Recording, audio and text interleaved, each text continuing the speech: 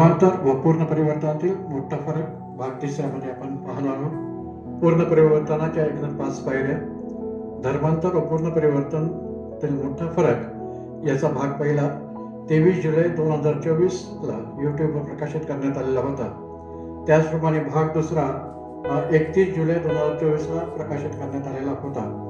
या दोन्ही भागामध्ये धर्मांतराच्या बाबतीत सविस्तर माहिती व अभ्यास आपण केलेला होता. धर्मांतर हे आध्यात्मिकतेमध्ये आत्म्याच्या नाशाकरिता कारणीभूत ठरते. धर्मांतर करणारा व्यक्ती स्वतःच्या आत्म्याची फसवणूक करून घेत असतो, परंतु तो त्याच्या आत्म्याचा नाश करून घेत आहे हे त्याला समजून येत नाही. पवित्र शास्त्रातील वचनामधील त्याला आरशात तोंड पाहणाऱ्या व्यक्ती समान दाखवलेला आहे. याकोबाचं पत्र पहिला अध्याय 23 आणि 24 वचनाप्रमाणे पवित्र शास्त्रातील वचनामध्ये मानवाच्या आत्म्याचे व देहामध्ये पूर्ण परिवर्तन सर्वात जास्त महत्त्व देण्यात आलेले आहे. नेटिव्ह ख्रिश्चन व्यक्तीचे जर पूर्ण परिवर्तन झाले नसेल तर त्या व्यक्तीचे ती गणना धर्मांतर व्यक्तीच्या समूहामध्ये होते. पूर्ण परिवर्तनाच्या 5 पायऱ्या आहेत. त्या समजून त्याप्रमाणे वैयक्तिक जीवनामध्ये परिवर्तन करणे म्हणजे स्वतःच्या आत्म्याचा नाशापासून बचाव करून त्या येशू मसीहाकडून सार्वकालिक जीवन प्राप्त करून घेणे असं आहे. या 5 पायऱ्या कोणकोणत्या आहेत त्याचा आपण या वेळेस अभ्यास करून आपल्या स्वतःची देखील त्यानुसार पूर्ण परिवर्तन करूया. भाग पहिला पूर्ण परिवर्तनाची पहिली पायरी. पूर्ण परिवर्तन होण्यापूर्वीची मूळ अवस्था.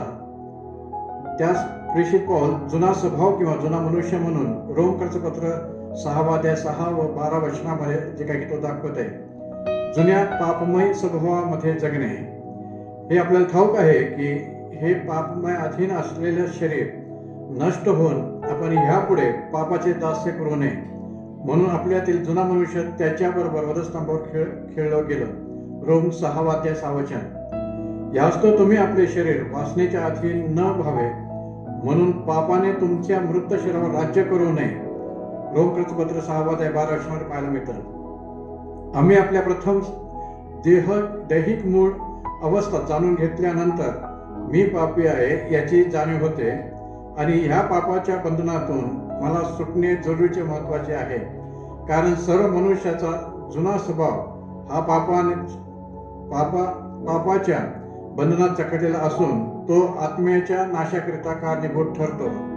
पवित्र शास्त्रामध्ये त्याला जुना मनुष्य जुना स्वभाव हे शब्द वापरलेले आहे. याबाबत पवित्र शास्त्रातील खालील वचनाच्या द्वारे समजून येईल. जुना मानव किंवा जुना स्वभाव त्याची अवस्था. हे आपल्याला ठाऊक आहे की हे पापमय अधीन असलेले शरीर नष्ट होईल. आपण ह्यापुढे पापाचे दास्य करू नये म्हणून आपल्या ते जुना मनुष्य त्याच्याबरोबर वधस्तंभावर खेळलं गेलं. रोम 6:6 मध्ये पाहायला मिळते. 2 ते असे की तुमचे पूर्वीच्या आचरणासंबंधाने जो जुना मनुष्य त्याचे तुम्ही त्याग करावा तो कपटाच्या वासनेने युक्त असून त्याचा नाश होत आहे. इफिसकरचं पत्र 4 अध्याय 22 वचन. 3 तरी पृथ्वीवर तुमचे अवयव म्हणजे जार कर्म, अमंगळपणा, काम वासना, कुवासना, लोभ याला मूर्तीपूजा म्हणावे हे जीवे मारा. यामुळे अजूनही एलोहिमचा कोप होतो. कलसेकरचं पत्र 3 अध्याय 5 ते 10 वचनापर्यंत आपल्याला पाहायला मिळते. 4 तर मग आपण एवढ्या मोठ्या साक्षीरूपी मेघाने वेढलेला आहात म्हणून आपणही सर्व भार व सहज गुंतवणारे पाप टाकून आपल्याला नेमून दिलेल्या धावेपर्यंत धीराने धावावे. इब्री लोकांचं पत्र 12 अध्याय 1 वचनात पाहायला मिळते. 5 यास्तव सर्व मलिनता उचलून आलेला दुष्ट भाव सोडून तुमच्या जीवाचे तारण करत समर्थ असे मिळवलेले वचन सौम्यतेने स्वीकारावे. याकोबाचं पत्र 1 अध्याय 21 वचनामध्ये पाहायला मिळते. 6 यास्तव सर्व दुष्टपणा, सर्व कपट, ढोंग, हेवा व सर्व दुर्भाषण सोडा. 1 पेत्र 2 अध्याय 1 वचनात पाहायला मिळते. जुन्या स्वभावात जगणाऱ्या माणसाला जगाचा आत्मा आहे. 1 कोरिंथ 2 अध्याय 12 वचनामध्ये पाहायला मिळते. जुन्या स्वभावाची ओळख व त्याचे प्रतिफळ. देहामध्ये जगणे. 1 पृथ्वीवर मनुष्याची दृष्टाई फार आहे. त्याच्या मनातील येणाऱ्या विचाराची सर्व कल्पना केवळ एकसारखे वाईट असतात असे यावे अदोनाय एलोहिमने पाहिले. उत्पत्ती 6 अध्याय 5 वचन. 2. कारण मनुष्याच्या मनातले कल्पना बालपणापासून दुष्ट असतात, तर मी आता प्रमाणे पुन्हा अखिल जीवांचा कधीही संहार करणार नाही. उत्पत्ती 8 अध्याय 21 वचनात पाहायला मिळते. 3. मूळ आपल्या मनात म्हणतो एलोहिम नाही. लोक दुष्ट व मंगळ कर्म करतात, सत्कर्म करणारा कोणी नाही. स्तोत्रसंहिता 14 अध्याय आणि 1 ते 3 वचनात पाहायला मिळते. 4. हृदय सर्वात कपटी आहे, ते असाध्य रोगाने ग्रासलेले आहे, ज्याचा भेद कोणास समजत नाही. इर्मिया 17 अध्याय आणि 9 वचनात पाहायला मिळते. 5.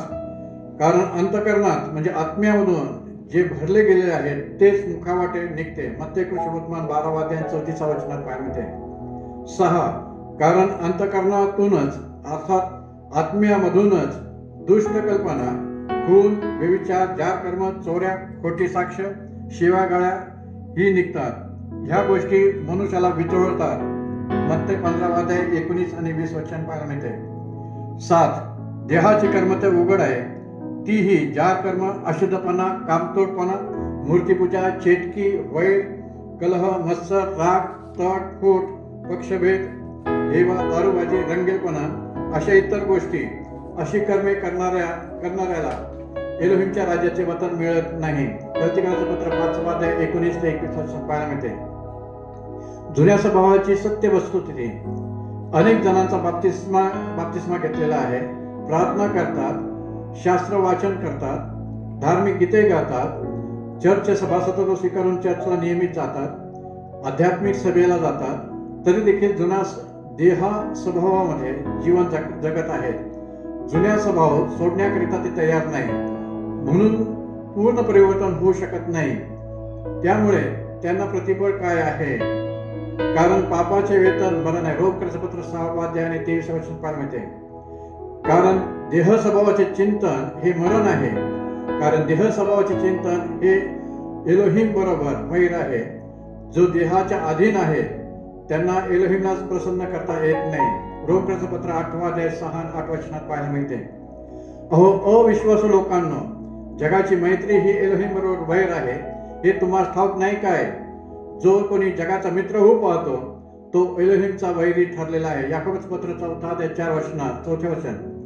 उदाहरणार्थ कायनाचा देह स्वभाव जागतिक असल्यामुळे कारणाने तो अदोनाय एलोहिमला प्रसन्न करू शकला नाही, म्हणून त्याने स्वतःच्या भावाचा खून केला.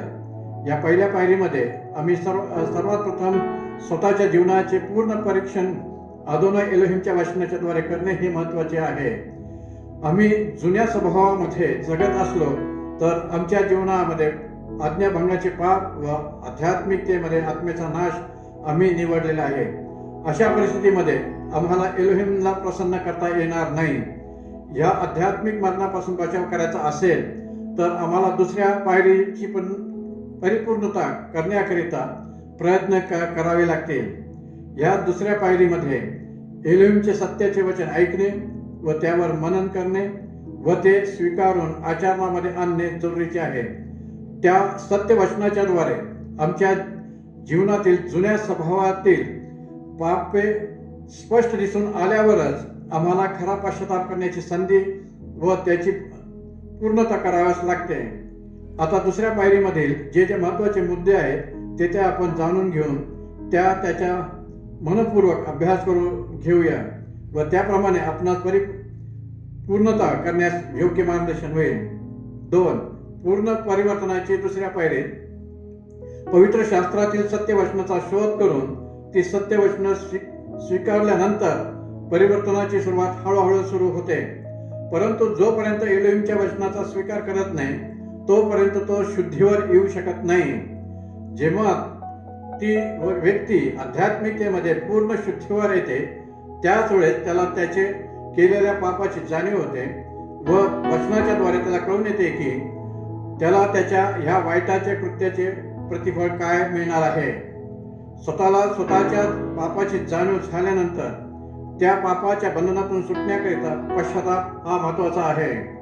पश्चातापाची व्याख्या केलेल्या पापाची जाणीव झाल्यानंतर शुद्धीवर येऊन मनपूर्वक खेद करून ती सर्व पापे अदोनाय एलोहिम समोर कबूल करून त्याच्याकडून दयेची याचना व प्रार्थना करून त्या पापांची क्षमा मागणे, त्या पापांची क्षमा झाली आहे किंवा नाही त्याबद्दल प्रचिती व अनुभव येणे हे फार महत्त्वाचे व जरुरीचे आहे.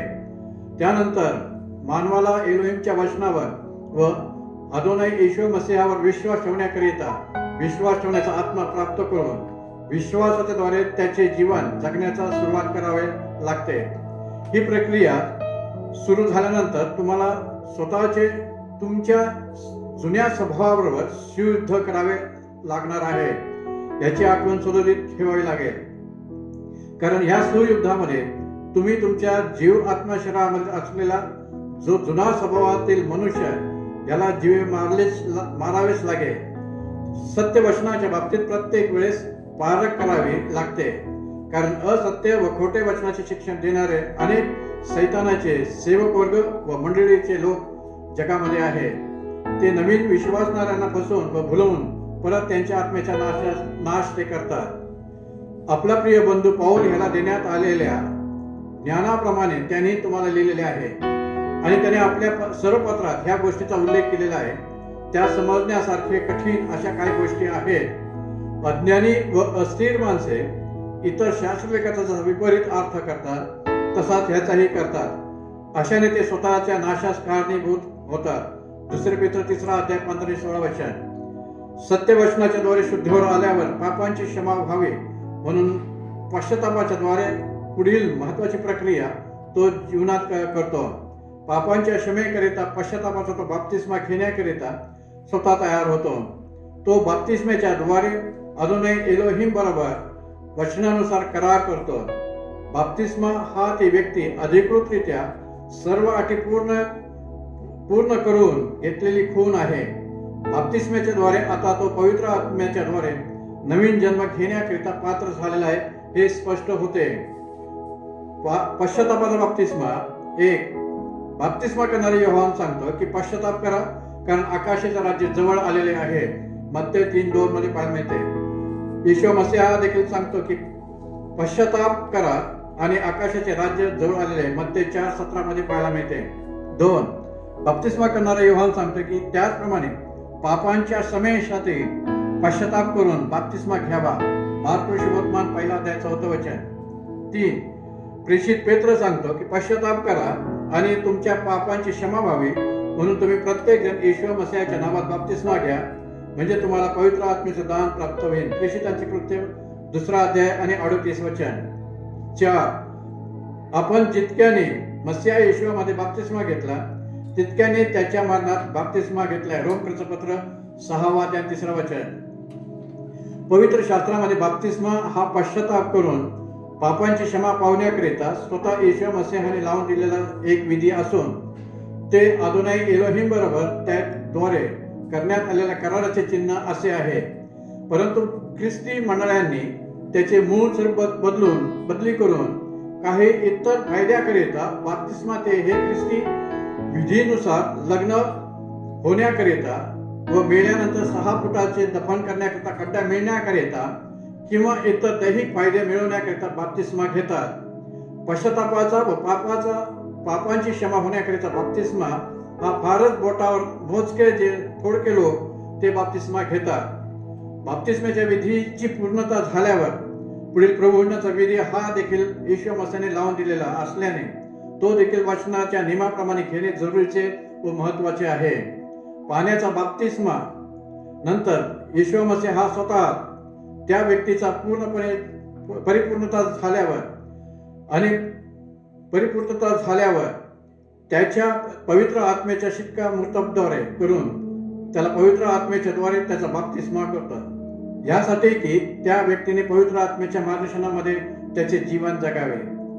तो येत आहे, तो तुमचा बाप्तिस्मा पवित्र आत्म्याने व अग्नीने करेल. लोकऋषी शुभवर्तमान 3 अध्याय आणि 16 वचनात पाहायला मिळते. या दुसऱ्या पायरीमध्ये मुख्य ज्या बाबी आहेत त्या आपण पुन्हा क्रमवार पाहूया. 1. सत्याचे वचन ऐकून ते स्वीकारणे. 2. एलोहिमचे वचन आपल्या आत्म्यामध्ये कार्य करीत असताना आपण शुद्धीवर येणे. 3. शुद्धीवर आल्यावर जे सत्याचे वचन स्वीकारले त्या वचनावर व अदोनाई एलोहिमवर विश्वास ठेवून त्याच्या वचनाचे पालन करणे. 4. शुद्धीवर आल्यावर आपल्या पापाची कबुली देऊन पश्चातापाच्या द्वारे पापाची क्षमा प्राप्त करून घेणे. 5. पश्चातापाच्या नंतर येशू मसीहाचा स्वीकार केल्याची खूण व त्याच्याबरोबर केलेल्या कर्माची खूण म्हणून बाप्तिस्मा घेणे. या पाण्याच्या बाप्तिस्मेच्या बरोबर पवित्र आत्म्याचा बाप्तिस्मा येशू मसीहाकडून करून घेणे. 6. बाप्तिस्म्यानंतर त्याचे नियम व त्याने लावून दिलेले सर्व विधीचे नियम पाळणे. त्यातील महत्वाचे विधी प्रभोजन हे वचनानुसार सर्व परिपूर्णता करणे. या सर्व पूर्ण परिवर्तनातील प्रक्रिया ह्या एका दिवसामध्ये पूर्ण होत नाही, तर ते हळूहळू पूर्ण होत असतात. 3. पूर्ण परिवर्तनाची तिसरी पायरी. 1. परिवर्तनाची प्रक्रिया वाढत असल्याने त्या व्यक्तीच्या आध्यात्मिक व दैहिक जीवनामध्ये संघर्ष व सुयुद्ध हे देखील वाढत जाते. येशू मसीहा त्या व्यक्तीला प्रार्थनेमय जीवन जगण्याकरिता शिकवत राहते. तो त्याबरोबर प्रार्थनेच्या द्वारे संगत असून शिकवत जातो. प्रेषित पौल त्याचा मुलगा तिमोथी ह्याला त्याच्या जीवनामधील सुयुद्ध करण्याकरिता सांगत आहे. माझ्या मुला तिमोथ्या, तुझ्याविषयी पूर्वी झालेल्या संदेशानुसार ही आज्ञा मी तुला सांगून ठेवतो की तू त्याच्याद्वारे सुयुद्ध कर. 1 तिमोथी 1:18 पाहायला मिळते.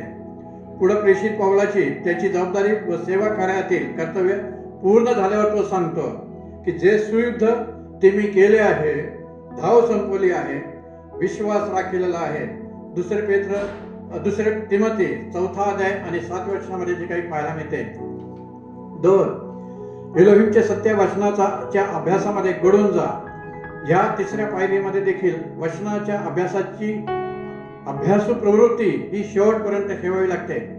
अधिक सत्य वचनाचे ज्ञान प्राप्त करत राहावे लागते, कारण हीच अदोनाई एलोहिमची वचने आपला जीव, आत्मा व शरीर शुद्ध राखण्यास मार्गदर्शक करून शुद्ध ठेवतात.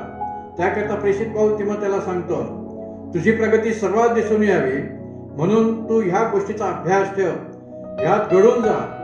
आपणाकडे, आपल्या शिक्षणाकडे नीट लक्ष ठेव, त्याच्यातच टिकून राहा, कारण असे केल्याने तू स्वतःचे व तुझ्या ऐकणाऱ्यांचे तारण साधशील.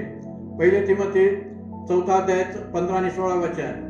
या तिसऱ्या पायरीमधील ती व्यक्ती नवीन मनुष्य होत जाते व पुढील एलोहिम स्वतः पवित्र आत्म्याच्या द्वारे त्याच्या जीवनाचे परिवर्तन करून नवीन जीवन करत जातो. 3. अदोनाई एलोहिमच्या त्या व्यक्तीच्या पापांची क्षमा केल्याचे गोड अनुभव देत त्याला त्याच्यावरील विश्वासामध्ये बळकट करत असताना आशावादी जीवन जगण्यास शिकवतो.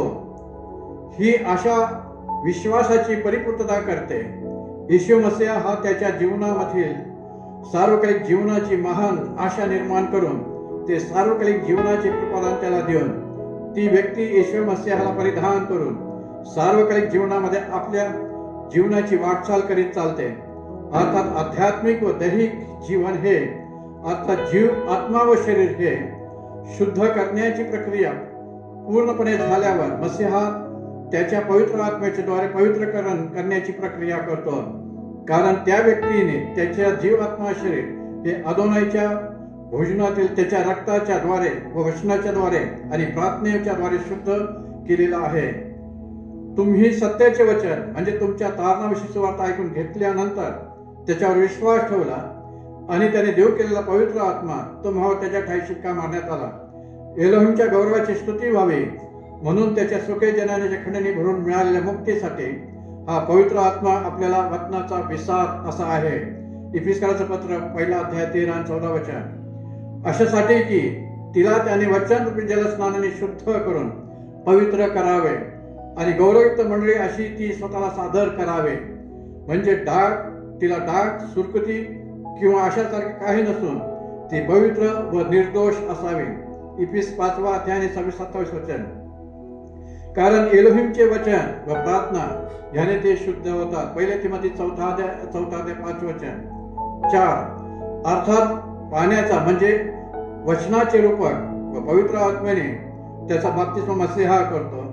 प्रेषित पौल रोम मंडळीला सांगतो की जितक्याने मसीहा येशूवर मध्ये बाप्तिस्मा घेतला तितक्याने त्याच्या मरणात बाप्तिस्मा घेतला, याविषयी तुम्ही अनजान आहात काय? तर मग आपण त्याच्या मरणातील बाप्तिस्म्याने त्याच्या बरोबर पुरले गेलो, यासाठी की ज्याप्रमाणे मसीहा पित्याच्या गौरवामध्ये मिलेल्यामधून उठला, त्याप्रमाणे आपणही नवीन प्रकारच्या जीवनात चालावे. रोमकर्तृपत्र 6 अध्याय 3 आणि 4 वचन. परंतु तुम्हामध्ये एलोहिमचा आत्मा जर वस्ती करत आहे, तर तुम्ही देहाच्या अधीन नाही, आत्म्याच्या अधीन आहात. जर कोणाला मसीहाचा आत्मा प्राप्त झालेला नसेल, तर तो मसीहाचा नाही. रोमकर्तृपत्र 8 अध्याय 9 वचन. कारण जितक्याने एलोहिमचा आत्मा चालवित आहे, तितके एलोहिमची मुलं आहे. कारण पुन्हा भीती बाळगावी असा दासपणाचा आत्मा तुम्हाला मिळाला नाही, तर ज्याच्या योगे आपण आबा अशी हाक मारतो, असा दत्तकपणाचा आत्मा तुम्हाला मिळालेला आहे. रोमकर्तृपत्र 8 अध्याय आणि 14 ते 17 वचन पाहायला मिळते. तसेच आत्माही आपल्या अशक्तपणात आपल्याला हातभार लावतो. कारण आपण यथार्थ प्रार्थना कशासाठी केली पाहिजे हे आपल्याला ठाऊक नाही, पण आत्मा स्वतः अनिर्वयाच्या कणण्याने मध्यस्थी करतो. आपण अंतर्यमेच पारखणारा त्या आत्म्याचा मनोभाव काय आहे हे ठाऊक आहे. कारण हा आत्मा पवित्र जनांसाठी एलोहिमच्या मर्जीप्रमाणे मध्यस्थी करतो. रोमकर्तृपत्र 8 अध्याय 26 आणि 27 वचन. येशूने उत्तर त्याला दिले, मी तुला खचित सांगतो की पाण्यापासून व आत्म्यापासून जन्म घेतल्यापासून कोणालाही एलोहिमच्या राज्यामध्ये प्रवेश करू शकत नाही. योहान सुसमाचार 3 अध्याय 5 वचन. इथे एक महत्वाचे विधान मी करतो. ज्याचा एकदा जन्म झाला त्याला 2 मरण, दैहिक व आध्यात्मिक आहे. आणि ज्याचा 2दा जन्म झाला देहामध्ये व आत्म्यामध्ये, त्याला एकच मरण, दैहिक ते आहे. ज्या व्यक्तीने नवीन मनुष्य जो येशू मसीहाला परिधान केलेले आहे, तो पवित्र आत्म्याच्या सामर्थ्याने जगतो. ह्यात उद्देश हा की जे आपण देह स्वभावाप्रमाणे नव्हे तर आत्म्याप्रमाणे चालतो, त्या आपणामध्ये नियमशास्त्रात लावून दिलेल्या आचरण पूर्ण व्हावे. कारण जे देह स्वभावात आहे ते दैहिक गोष्टीकडे चित्त लावतात, आणि जे आध्यात्मिक मार्गानुसार आहे ते आध्यात्मिक गोष्टीकडे चित्त लावतात. रोमकर्तृपत्र 8 अध्याय 4 आणि 5 वचन. 2. परंतु तुम्ही एलोहिमचा जर तुम्हामध्ये एलोहिमचा आत्मा जर वस्ती करत आहे, तर तुम्ही देहाच्या अधीन नाही, आत्म्याच्या अधीन आहात. जर कोणाला एलोहिम मसीहाचा आत्मा प्राप्त झालेला नसेल, तर तो मसीहाचा नाही. पण मसीहा तुम्हामध्ये असेल, तर शरीर जरी पापामुळे मेलेले आहे, तरी आत्मा नीतिमत्तेमुळे जिवंत आहे. रोमकर्तृपत्र 8 अध्याय 9 आणि 10 वचन. 3. यास्तव जर कोणी मसीहाच्या ठाई असेल, तर तो नवीन उत्पत्ती आहे. जुने ते होऊन गेले, पहा ते सर्व नवीन झालेले आहे. दुसरे करिंथ 5 अध्याय आणि 17 वचनात पाहायला मिळते. 4. आपण सत्कृत्य करावे म्हणून मसीहा येशूच्या ठाई निर्माण केलेले असे आपण त्याची हस्तकृत्य आहोत. ती सत्कृत्य आचरित आपण आपला आयुष्यक्रम चालवावा म्हणून एलोहिमने ती पूर्वीच योजून ठेवली. परंतु जे तुम्ही पूर्वी दूर होता, ते तुम्ही आता मसीहा येशूच्या ठाई मसीहाच्या रक्ताच्या योगे जवळ झालेला आहात. इफिसकरांचं पत्र 2 अध्याय 10 व 13 वचन. 5. आणि सत्यापासून निर्माण होणारे नीतिमत्व व पवित्रता यांनी युक्त असे एलोहिम दृश्य निर्माण केलेल्या नवे मनुष्य धारण करावा. इफिस 4 अध्याय 24 वचन. 6. कारण तुम्ही जुन्या मनुष्यास त्याच्या कृत्यासह काढून टाकले आहे, आणि जो नवीन मनुष्य आपल्या निर्माणकर्त्याच्या प्रतिरूपाप्रमाणे पूर्ण ज्ञानात नवा केला जात आहे, त्याला तुम्ही धारण केलेले आहे. कलसेकरांचं पत्र 3 अध्याय 9 आणि 10 वचन. 5व्या सेक्शनमध्ये की त्या व्यक्तीला त्याच्या सेवेचे पाचारण करून त्याला त्या अदोनाच्या इच्छेनुसार कृपादान देऊन, अर्थात अग्नीचा बाप्तिस्मा देऊन कृपादानाने तो परिपूर्ण करतो. या बाप्तिस्म्याच्या बाप्तिस्मा करणारा योहान लूक 3 अध्याय 16 वचनामध्ये व येशू मसीहाने या बाप्तिस्मे बाबतीत दाखवलेले आहे. पवित्र शास्त्रामध्ये एकूण किती बाप्तिस्म्याच्या बाबतीत माहिती दिलेली आहे? पवित्र शास्त्रात जे जे बाप्तिस्मे दाखवलेले आहेत त्या बाबतीत अनेक सेवकांना व अनेक मंडळीच्या सभासदांना काही माहिती नाही. यामुळे याबाबत आपण थोडक्यात माहिती पाहू. 1. पापांच्या क्षमेकरिता पश्चातापाचा पाण्याचा बाप्तिस्मा आहे. मत्ते 3:11, प्रेषितांची कृत्ये 2 अध्याय 38 वचन. 2. अदोनाय एलोहिमचे आम्ही मुले व मसीहाबरोबर वारिस होण्याकरिता पवित्र आत्म्याचा बाप्तिस्मा अर्थात मत्ते 3:12, रोमकरचं पत्र 8 अध्याय 14 ते 16 वचन. 3. पाचारणा नसून सेवा कार्य करण्याकरिता अग्नीचा बाप्तिस्मा जो आहे मत्ते 3:12 आणि प्रेषितांची कृत्ये 2 अध्याय 3 आणि 4 वचन. 4. दुःखाचा व स्वतःच्या रक्ताचा बाप्तिस्मा मार्क शुभोत्मान 10 अध्याय 38 आणि 39 वचनात पाहायला मिळतो. इतर बाप्तिस्म्याचे रूपक पवित्र शास्त्रामध्ये दिलेले. 1. मोशेच्या द्वारे इस्रायल लोकांचा तांबड्या समुद्रामध्ये बाप्तिस्मा झाला. 1 कोरिंथी 10 अध्याय 1 आणि 2 वचनात पाहायला मिळते. 2. जलप्रलयामध्ये नोआह व त्याची मुलं तारवामध्ये होते तेव्हा त्यामध्ये त्याचा बाप्तिस्मा झाला. 1 पेत्र 3 अध्याय 20 आणि 21 वचनात पाहायला मिळते.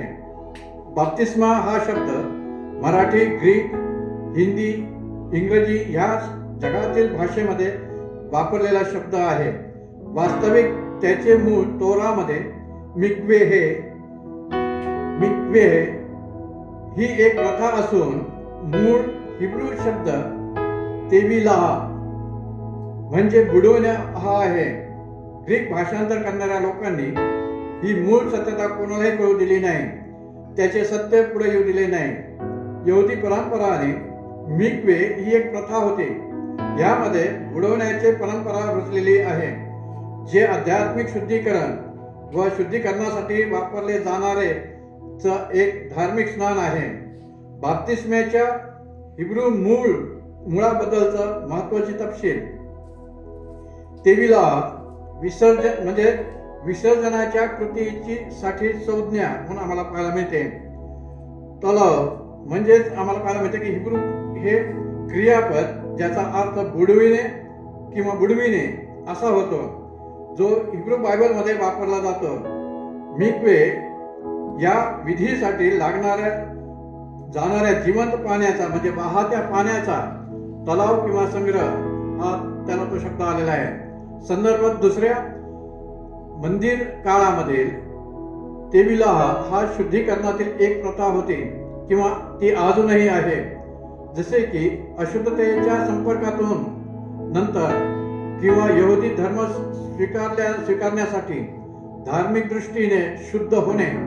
जर बाप्तिस्मा हा ग्रीक भाषीय नक्कल केलेला उतारा असला तरी त्याच्या मूलभूत संकल्पना ज्यू कायद्याच्या विधी विसर्जनाच्या तेविला आवश्यकतेमध्ये रुजलेली आहे. या 3ऱ्या पायरीमध्ये ज्या मुख्य बाबी आहेत त्या आपण पुन्हा एक वार क्रमवार पाहू. 1. प्रार्थनामय जीवन जगण्यास सुरू करणे. 2.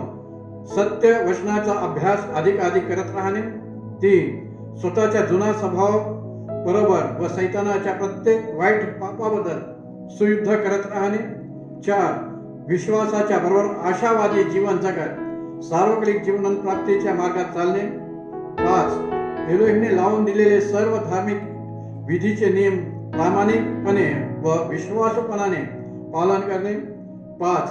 पापांच्या क्षमेकरिता पश्चातापाच्या बाप्तिस्म्याच्या नंतर आता पवित्र आत्म्याच्या बाप्तिस्म्याने येशू मसीहाकडून शिक्कामोर्तब होणे अर्थात नवीन जन्म पावणे हा त्याचा अर्थ आपल्याला पाहायला मिळतो. आता पूर्ण परिवर्तनाच्या 4थी पायरीबाबत आपण पाहू. 4थी पायरी पवित्र आत्म्याची इच्छेने जगणे. या 4थी पायरीमध्ये परिवर्तनाची प्रक्रिया पूर्णतः होत असता ती व्यक्ती अदृश्य स्वरूपात पाहिली जाते. आता त्याचे जीवनामध्ये संकटे व त्रास व छळ आणि विश्वासाची परीक्षा हे सुरू झालेले असते. याच तो आम्ही धैर्य सोडत नाही, परंतु जरी आमचा बाह्य देह क्षय पावत आहे तरी अंतर्मनात दिवसेंदिवस नवीन होत आहे. कारण आम्हावर येणाऱ्या तत्कालीन व हलके संकट हे आम्हासाठी अत्यंत मोठ्या प्रमाणात सार्वकालिक गौरवाचा भर उत्पन्न करतात. आम्ही दृश्य गोष्टीकडे नाही तर अदृश्य गोष्टीकडे लक्ष लावतो, कारण दृश्य गोष्टी क्षणिक आहे पण अदृश्य गोष्टी ह्या सार्वकालिक आहे. 2 कोरिंथ 4:16-18 वचनात पाहायला मिळते.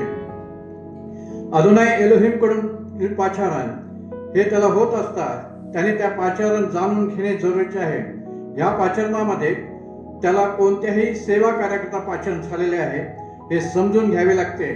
त्याला स्वतःच्या इच्छे किंवा मर्जीप्रमाणे सेवा कार्य करता येत नाही आणि पाचारणाच्या प्रक्रियेमध्ये त्याला स्वतःचे जीव, आत्मा, शरीर हे वचनाच्या द्वारे शुद्ध व पवित्र आत्म्याच्या शिक्कामोर्तबमध्ये पवित्रकरण करून येशू मसीहाला परिधान करून समर्पित करावे लागते.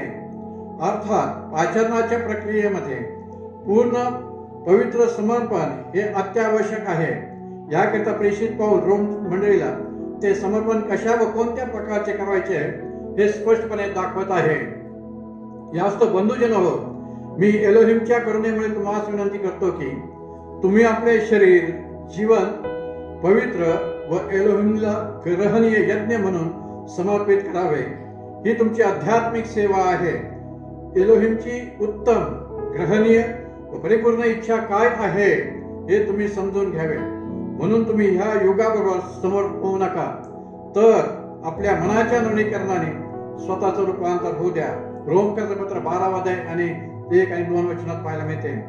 ज्याप्रमाणे स्वतःच्या आत्म्याला तारण प्राप्ती करून घेतलेली आहे, त्याचप्रमाणे इतरांच्या आत्म्याला तारण प्राप्ती व्हावी म्हणून त्याच्या आत्म्यात तळमळ होत असते. यहुद्याच्या पत्रामध्ये ह्या बाबतीत सांगितलेले आहे. प्रियजनो, तुम्ही तर आपल्या परमपवित्र विश्वासावर स्वतःची रचना करा. पवित्र आत्म्याच्या प्रेरणेने प्रार्थना करा. सार्वकालिक जीवनासाठी आपला अदोनाय येशू मसीहाच्या दयेची वाट पहा आणि आपणास एलोहिमच्या प्रीतीत राखा. जे कित्येक संशयामध्ये आहेत त्यांच्यावर दया करा. त्यांना अग्नीतून ओढून काढून त्यांचे तारण करा आणि कित्येकावर तर भीत दया करा. मात्र देहाने डागळलेले त्यांचे वचनाचा द्वेष माना. यहुदाचं पत्र 20-23 वचनात पाहायला मिळते. ती पूर्ण परिवर्तन झालेली व्यक्ती एलोहिमची निवडलेली व पवित्र अशी होते. त्या व्यक्तीला येशू मसीहा स्वतःच्या ज्ञानाच्या आत्म्याने पूर्ण करतो. प्रेषित पाऊल कलसे मंडळीला ह्याबाबत सांगते. ते परिश्रम ह्यासाठी की त्यांच्या मनास उत्तेजन प्राप्त व्हावे, प्रेमाने त्यांनी एकमेकाशी बांधले जावे, ज्ञानाची पूर्ण खात्री ही संपत्ती त्यांना विपुल मिळावी व एलोहिमचे रहस्य म्हणजे मसीहा याचे पूर्ण ज्ञान त्यास व्हावे. त्या मसीहामध्ये ज्ञानाचे व बुद्धीचे सर्व निधी गुप्त आहे. कलसेकराचं पत्र 2 अध्याय 2 आणि 3 वचनात पाहायला मिळते. पूर्ण ज्ञान म्हणजे नीतिमत्व असे आहे. प्रेषित पाऊल करिंथ मंडळीला तो सांगतो की त्यांच्याकडून तुम्ही येशू मसीहामध्ये आहात. त्या एलोहिम पासून आपल्याला ज्ञान म्हणजे नीतिमान आणि पवित्रकरण व खंडणी भरून प्राप्त केलेली मुक्ती असा झालेला आहात. 1 कोरिंथ 1 अध्याय आणि 3 वचनात पाहायला मिळते. ती व्यक्ती एलोहिमवर पूर्ण विश्वासूपणाने त्याच्या वचनाच्या द्वारे त्याच्या भयामध्ये चालते.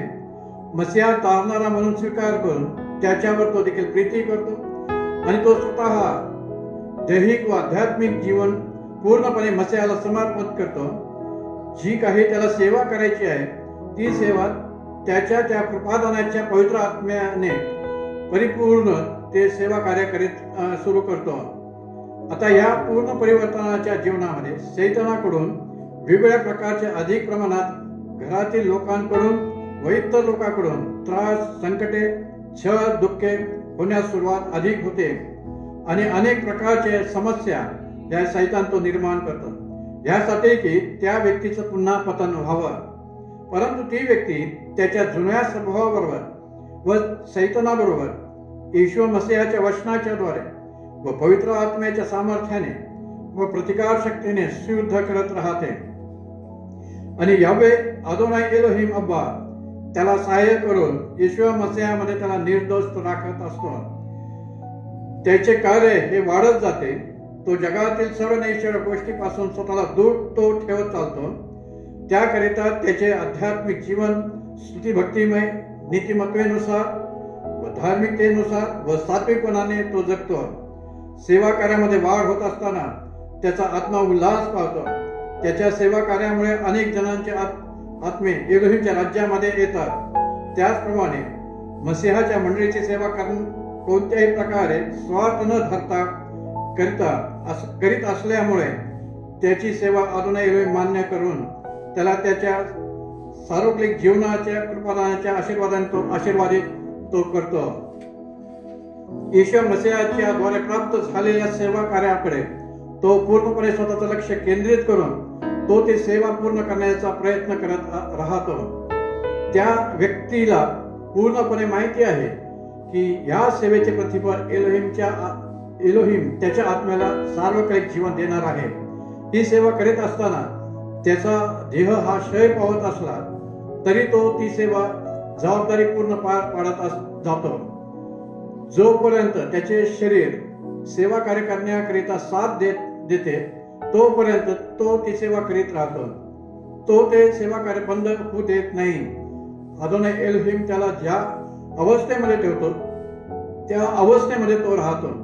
सुखाची अवस्था किंवा दुःखाची अवस्था ह्यामध्ये आपले जीवन तो जगत असतो. प्रेषित पौल त्याच्या मुलाला सांगतो, तू तर सर्व गोष्टीविषयी सावध आहेस. दुःख सोस, सुवार्ताचं काम कर आणि तुला सोपवलेली सेवा पूर्ण कर. 2 तिमोथी 4:5 पाहायला मिळते.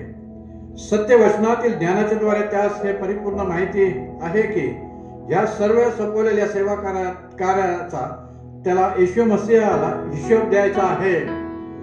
याची जाणीव तो सदोदित ठेवून ते सेवा कार्य पूर्ण करण्याचा तो प्रयत्न करतो. न्यायनिवाडा याचा दुसरा अर्थ हिशोब देणे असा आहे. तर मग आपणातील प्रत्येक जण आपापल्या संबंधी एलोहिमला हिशोब देईल. रोमकर्स पत्र 14:12. कारण आपणास हिशोब द्यायचा आहे हे समजून ते तुमच्या जीवाची राखण करतात. ते त्यांना आनंदाने करता यावे, कळत नव्हे. तसे झाल्यास ते तुमच्या हिताचे होणार नाही. इब्री लोकांचे पत्र 13:17 पाहायला मिळते.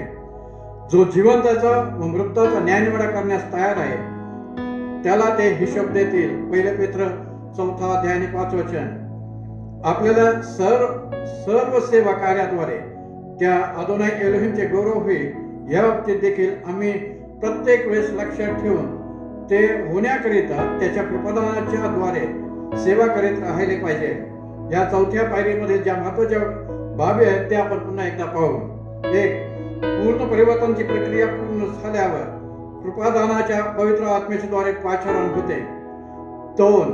त्या व्यक्तीला कोणत्या सेवा कार्याकरिता अदोनायने नेमलेले आहे ते समजून घेऊन सेवा कार्य करण्याकरिता सुरुवात तो करतो. 3. या अदोनायच्या सेवा कार्यासाठी त्याने त्याचा जीव, आत्मा, शरीर जे शुद्ध व पवित्र केलेले आहे ते त्याला पूर्णपणे समर्पित करून अदोनायच्या हातामध्ये तो पडून राहावे लागते. 4. प्राप्त करून घेतलेले तारण हे राखून ठेवण्याचा प्रयत्न तो सदोदित ठेवत असतो. 5. जुना स्वभाव व सैतान ह्याबरोबर शुद्ध ह्यांच्यामध्ये वाढ झाल्यामुळे त्याने येशू मसीहाकडील प्रतिकार शक्तीने अधिक प्रमाणात पूर्ण होऊन प्रार्थनेमध्ये तत्पर राहिले पाहिजे. 6. सेवा कार्याचा हिशोब अजूनला द्यायचा आहे हे शेवटपर्यंत लक्षात ठेवले पाहिजे. 7. त्याप्रमाणे त्याचे सेवा कार्य प्रामाणिकपणे व विश्वासपणाने करणे. पूर्ण परिवर्तनाच्या शेवटची आणि 5वी पायरी या बाबतीत आपण पाहू. ही 5वी व शेवटची पायरी फार जपून सर्व गोष्टीच्या परिपूर्णता करत चालावी लागते. याबाबत धोक्याचे इशारे वचनामधून स्पष्ट दिलेले आहेत. या मराठी म्हणीनुसार सावध राहून चालावे लागते. मराठीची म्हण आहे की दुधाने तोंड भाजले म्हणून ताक देखील फुकून पितात. अर्थात एकदा पूर्णपणे पापाच्या व सैतानाच्या बंधनातून सुटून बचाव करून घेतल्यावर त्या पापाच्या व सैतानाच्या पुन्हा बंधनात पडू नये म्हणून सावध व जपून आध्यात्मिक जीवन जगले पाहिजे. या शेवटच्या पायरीवरून घसरून पुन्हा पाप केले तर पुन्हा अदोनायकडून क्षमा मिळत नाही. या बाबतीत सत्य अधिक चांगल्या प्रकारे कळावे म्हणून पुढील वचन आपण पाहूया. या वचनाला लाल मरणाची रेषा असे म्हटले जाते, कारण ज्यांना एकदा प्रकाश मिळाला, ज्याने आकाशातील दानाची रुची घेतली, जे पवित्र आत्म्याचे वाटेकरी झाले आणि ज्यांनी एलोहिमच्या सुवचनाची व येणाऱ्या योगाच्या सामर्थ्याची रुची घेतली, ते जर पतित झाले तर त्यांना पश्चाताप होईल, असे त्यांचे पुन्हा नवीनीकरण करणे अशक्य आहे. कारण ते एलोहिमच्या मुलाला स्वतःपुरते नव्याने वधस्तंभावर खेळतात व त्याचा उघड अपमान करतात. इब्री लोकांचं पत्र 6 अध्याय 4 ते 6 वचनात पाहायला मिळते. तुम्हाला माहिती आहे की त्यानंतर तो वारसाने आशीर्वाद मिळण्याकरिता इच्छा करीत असतानाही त्याचा नाकार झाला. त्याने जरी अश्रू ढळून फार प्रयत्न केला तरी पश्चातापाचे ठिकाण त्याला सापडणार नाही. इब्री लोकांचं पत्र 12 अध्याय आणि 17 वचनात पाहायला मिळते. अदोनाय व धारणारे येशू मसीहा याच्या ज्ञानाच्या द्वारे जगाच्या घाणीतून सुटल्यावर ते पुन्हा जर तिच्यात गुंतत तिच्या कह्यात गेले तर त्याची शेवटची दशा पहिल्या दशेपेक्षा वाईट झालेली आहे. 2 पेत्र 2 अध्याय 20 वचनामध्ये. अर्थात पूर्ण परिवर्तन पूर्णपणे राखणे जरी कठीण असले तरी त्याकरता आध्यात्मिक जीवनामध्ये अधिक प्रयत्न करावे लागतेच. या प्रयत्नामध्ये एक एलोहिमच्या पवित्र आत्म्याला आपल्या वैयक्तिक जीवनामध्ये खिन्न होऊ देऊ नये. एलोहिमच्या पवित्र आत्म्याला खिन्न करू नका. खंडणी भरून प्राप्त झालेल्या मुक्तीच्या दिवसापर्यंत तुम्हाला त्या आत्म्याच्या द्वारे तुम्ही मुद्रित झालेला आहात. इफिसकरांचं पत्र 4 अध्याय 3 वचनात पाहायला मिळते. 2. पवित्र आत्मा ह्याने आपल्याला सोडून दिले तर आपणाला त्याला परत ग्रहण करता येत नाही किंवा तो बाजारामध्ये कुठेही मिळत नाही. 3. पवित्र हा अनमोल ठेव असून आमच्या जागतिक जीवनामध्ये आम्ही पवित्र जीवन जगण्याकरिता सहाय्यक व जीवनाचा तो मार्गदर्शक आहे. 4. दैहिक व आध्यात्मिक जीवनामध्ये आम्ही जे अशक्तपणात आहोत त्या अशक्तपणाचा सैतान हा गैरफायदा व दुरुपयोग करून घेऊ देऊ नये. म्हणून सुयुद्ध हे अधिक प्रमाणात व वेळोवेळी सतत राहण्याकरिता आम्हाला स्वतः अदोनाय येशू मसीहाच्या हातात आपला जीव, आत्मा, शरीर हे पूर्णपणे समर्पित करून देणे जरूरीचे महत्वाचे आहे. कारण हाच एक चांगला व सुरक्षित मार्ग आहे. परमपवित्र यहोवा एलोहिमच्या पवित्र सानिध्यामध्ये आदाम व हवा हे दोघे असताना देखील सैतानाने त्या दोघांना फसवून पाप करून घेतले.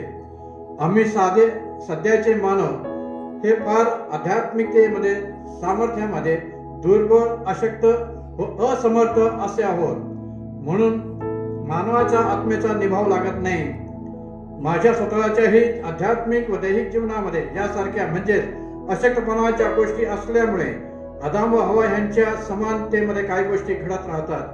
कारण सैतान माझ्या देहातील अशक्तपणा काय आहे हे त्याला ठाऊक असल्यामुळे त्या अशक्तपणाचा तो गैरफायदा घेऊन सहजपणे भुलवत व फसवण्याचा तो आणि पतन करण्याचा तो प्रयत्न करत असतो.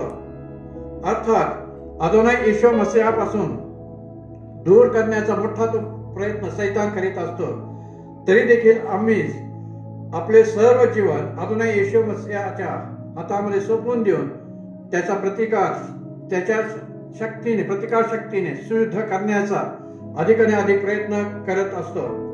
येशू मसीहाच्या प्रतिकार शक्तीने आमचे दैहिक व आध्यात्मिक जीवनातील अशक्तपणाचा प्रतिकार करून ते पाप रोखण्याचा प्रयत्न करतो. अर्थात फार कठीण व समंजसपणात हे जीवन जगावे लागते. या आध्यात्मिकतेमध्ये आपल्याला सर्व बाबी ज्या काही पूर्णता करतो तेव्हा त्या व्यक्तीला जीवन पूर्णपणे परिवर्तन झालेले असते. ती व्यक्ती दैहिक जगातील जीवन जगत नसून पवित्र आत्म्याच्या नवीनीकरणाने आध्यात्मिक जीवन जगते.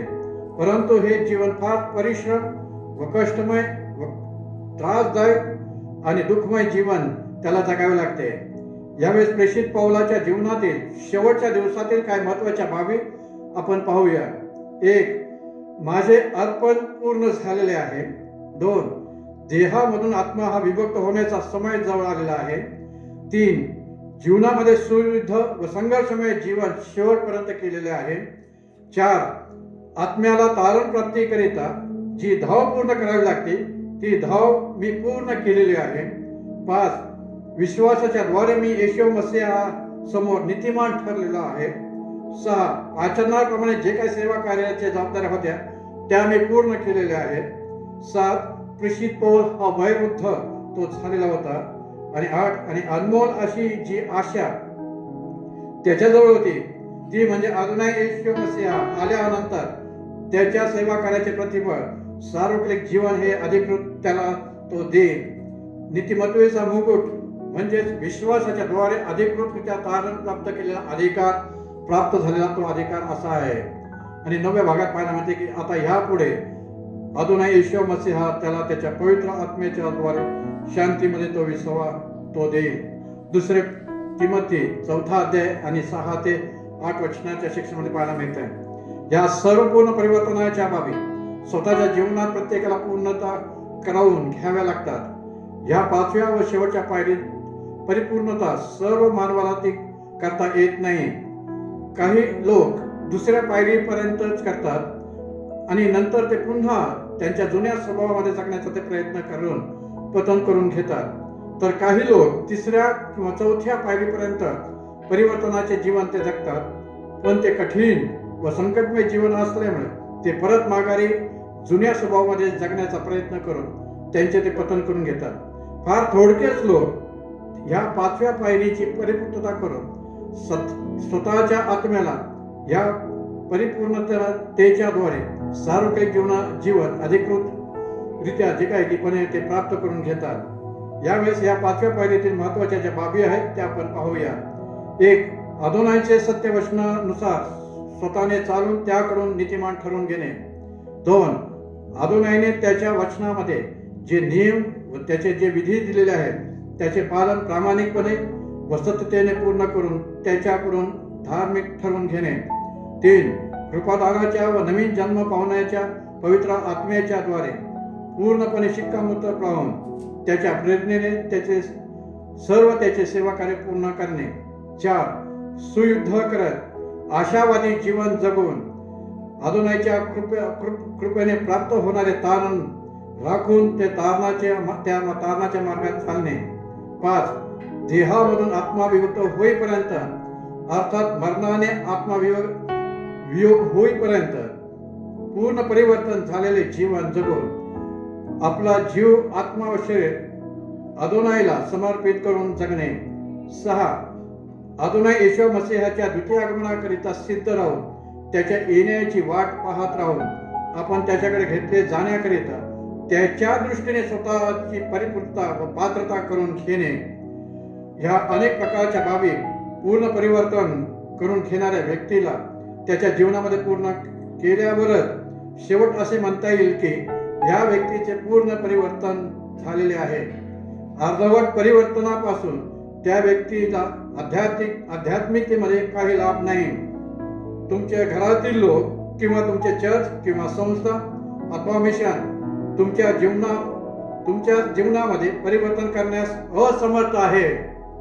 कारण मानवाच्या आत्म्याचे पूर्ण परिवर्तन करणे व त्याचा जुना स्वभाव पूर्णपणे काढून नवीन स्वभाव करून परिवर्तन करणे हा अधिकार व सामर्थ्य फक्त येशू मसीहालाच आहे. यदाकदाचित त्याच्या नियमाचे पालन न केल्यास तुमच्या आत्म्याचा नाश होईल. जर तुम्ही पूर्ण परिवर्तन प्राप्त करून घेतले नसेल आणि तुम्ही या जगामध्ये जिवंत असाल तर वेळेचा व संधीचा फायदा घेऊन येशू मसीहाकडून पूर्ण परिवर्तनाची प्रक्रिया पूर्ण करून घ्या. नाहीतर पुढे आत्म्याचा नाश होण्याकरिता राखून ठेवलेले आहे. धर्मांतर हे मानवाच्या आत्म्याचे परिवर्तन करू शकत नाही आणि धर्मांतराच्या द्वारे तुमच्या आत्म्याला तारण प्राप्त करून घेता येणार नाही. धर्मांतर हे जुन्या स्वभावाचे परिवर्तन करू शकत नाही, पण तरी पूर्ण परिवर्तनाच्या ज्या महत्वाच्या बाबी आहेत त्या जेव्हा तो पूर्ण करेल तेव्हा त्याचे पूर्ण परिवर्तन होईल. हा मेसेज व्हिडिओ OBSW तर्फे प्रसारित करण्यात आलेला आहे. पास्टर गायकवाड केडगाव यांनी या संदेशाद्वारे बेथलेहम ख्रिस्ती मंडळी बोपुडी पुणे चर्च इथे हे संदेशाच्या द्वारे हा भाग प्रसारित केलेला आहे. या विषयामध्ये आम्ही पाहतो की धर्मांतर व पूर्ण परिवर्तन ह्यामधून असणारा जो मोठा फरक याद्वारे आम्ही पाहिलेला आहे. याचा पहिला व दुसरा भाग धर्मांतराच्या बाबतीत आम्ही अभ्यास केलेला होता. हा व्हिडिओ आम्ही अदोनाई एलोहिम अब्बा व येशू मसीह आणि कॉदोश रुवा यांच्या गौरवाकरिता व त्यातील सत्याचे ज्ञान त्याच्या लोकांना मिळण्याकरिता प्रसारित केलेला आहे. ह्यामधील संदेशातील वचनाच्या बाबतीत आम्ही कोणाकडून त्यांचे काही मत किंवा विचार मागवत नाही. ज्यास ऐकायला कान आहे त्याने ते ऐकावे. या तत्वानुसार स्वतः मसीहाने सांगितलेल्या वचनानुसार आम्ही करीत आहोत. ज्याला हे सत्य पटलेले आहे त्यांनी ते स्वीकारावे आणि ज्यांना हे सत्य स्वीकारायचे नाही त्यांनी ते सोडून द्यावे. शेवटी अदोनाई येशू मसीहाची स्तुती असो, त्याला मान महिमा गौरव आता सदा सकाळ असो. आमेन.